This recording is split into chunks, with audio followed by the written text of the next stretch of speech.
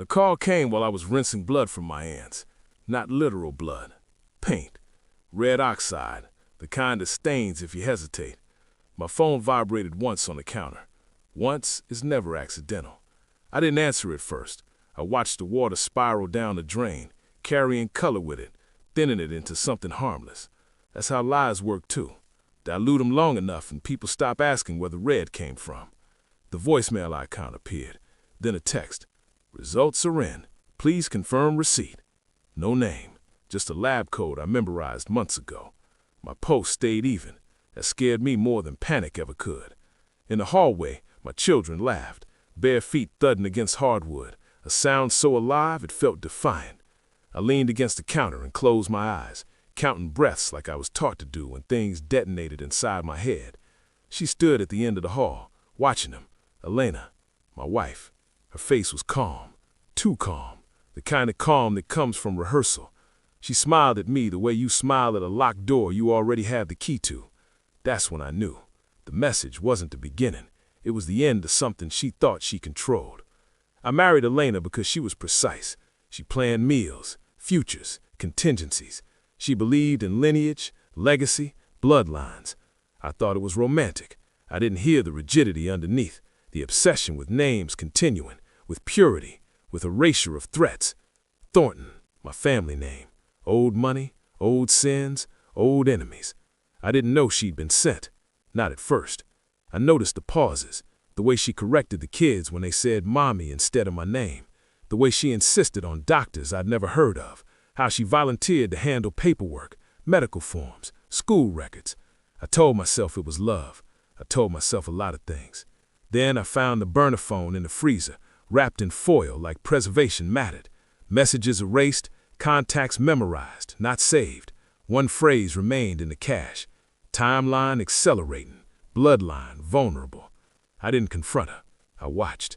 I learned how she moved when she thought no one was tracking her shadow. I became a ghost in my own house. I smiled, I cooked, I kissed her cheek before bed. I listened when she spoke about the future, as if she hadn't already planned an ending that didn't include me. At night, I researched. Old board disputes, family feuds buried under charitable foundations, a private group that specialized in genetic resolutions, clean solutions, quiet ones. I collected hair from brushes, swabs from cups, tiny thefts, strategic, necessary. I told myself it was just information, but information is power when the truth is sharp enough. I watched Elena watch the kids. Her eyes lingered too long, calculating, like she was waiting for permission from herself. I booked the lab under my maiden name, paid in cash, asked no questions.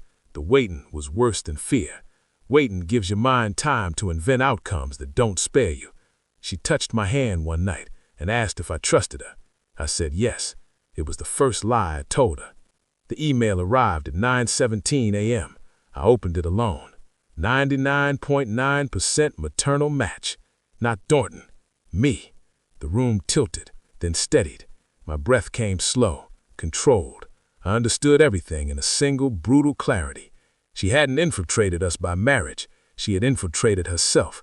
The kids weren't obstacles. They were mirrors. When I handed her the printed report that evening, she didn't pretend. Her hand shook. The paper fluttered like a wounded thing. She sank to her knees. No, she whispered. That's not possible. She looked at the children, then at me. Her face broke in a way that couldn't be repaired. I was supposed to. She stopped, choked. She couldn't kill her own blood. That was the flaw in the plan. I didn't raise my voice. I didn't cry. I told her I knew who sent her, how long she'd been watching, every name she thought she'd erased from her phone. I told her I'd already forwarded copies, not to police, to people who value leverage over justice. Her handlers disappeared the next week, accounts frozen, reputations quietly dismantled.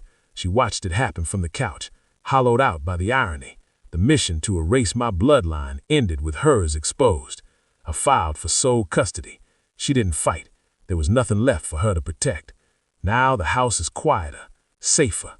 The kids sleep without knowing how close the edge came. I don't think about Elena often. When I do, it's without heat, just facts. She was sent to destroy us. She failed because biology doesn't respect ideology. Blood remembers itself. And I learned something vital in the process.